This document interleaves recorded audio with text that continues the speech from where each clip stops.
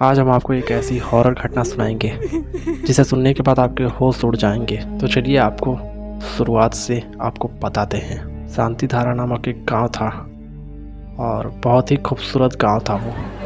काफ़ी चहल पहल हमेशा हुआ करती थी। कश्मीर के जैसा खूबसूरती था वहाँ। उस गांव में एक अजीब सी बीमारी फैली जहाँ लोग इलाज कराते थे लेकिन वो बीमारी ठीक नहीं हो रही थी और ये बीमारी गांव में पूरे गांव में फैल गया। काफ़ी लोग एकदम हल्ले गुल्ले मचाने लगे कि आखिर ये बीमारी फैला कैसे। तो काफ़ी बीमारी फैलने के बाद वहाँ के डॉक्टरों ने इलाज करना शुरू किया। इलाज करने के बाद जब वहाँ कोई फ़ायदा हुआ नहीं तो शहर से एक दूसरे डॉक्टर को बुलाया गया। जब सोचा कि भाई गांव वाले इतने परेशान हैं तो चलो देखता हूँ, तो वो आया। पहली रात वो आया तो वो देखा कि इस पूरे गांव चिल्ला रहा है, रोने चिल्लाने की आवाज़ है, इतने लोग परेशान हैं। वो बरसात का मौसम था तो छाता लिए, वो टॉर्च लिए रात को चल दिया रात को ही इलाज करने। काफ़ी लोगों को इलाज किया रात में। 2-3 घंटे में वो काफ़ी सारे आदमी लोगों के पास चला गया और सभी लोगों के पास जाकर जल्दी जल्दी सबको इलाज किया।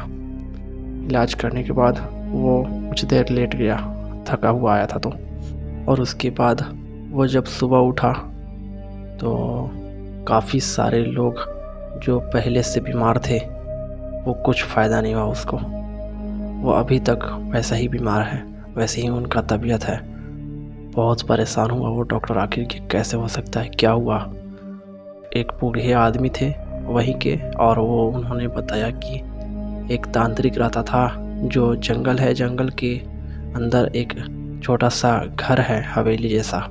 उस घर में एक तांत्रिक रहता था। उसी तांत्रिक के शराब की वजह से गांव वाले को इस बीमारी हुआ है। वो डॉक्टर था, वो मान नहीं रहा था। वो बोले ऐसी मजाक में हाँ हाँ ठीक है ठीक है। वो कहे कि अरे भाई ये तो पूरा विश्वास ही नहीं है, हालांकि हमारी दवा तो काम नहीं कर रही है, तो चलो देख लिया जाए कि आखिर वो किस के बारे में बात कर रहे हैं। हो सकता है वहाँ कुछ हमें जाकर मिले। तो फैसला किया कि चलो भाई देख लेते हैं। और डॉक्टर चले गए और डॉक्टर जाने के बाद उन्हें हवेली में काफ़ी सारे धूल भरे एक अजीब सी घर जैसा दिखा। काफ़ी धूल भरा हुआ था उस घर में और काफ़ी लोग वहाँ सब चिल्ला हल्ला गुल्ला कर रहे थे क्योंकि गांव से आवाज़ आ रही थी जंगल तक।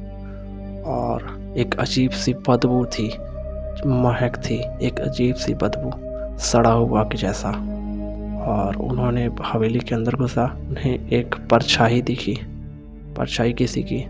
उन्होंने देखा तो कुछ नहीं था वहाँ पे। तभी उन्होंने पीछे से किसी के आने की आहट सुनी हवेली के अंदर। तो पीछे टॉर्च घुमाकर देखा तो वही आदमी थे जिन्हें लोग भगा दिए थे। वो आदमी कहा कि हम एक कोई तांत्रिक नहीं है, मुझे तो लोग वहाँ से भगा दिए लेकिन मैं वो तांत्रिक नहीं हूँ, मैं तो एक जड़ी बूटी बेचने वाला था। लोग हमें तांत्रिक कहकर भगा दिए कि तुम लोगों ने मुझे भगा दिया है ज़रूर, लेकिन मैं अभी भी कहता हूँ मैं तांत्रिक नहीं हूँ, मैं एक जड़ी बूटी बेचने वाला हूँ इंसान।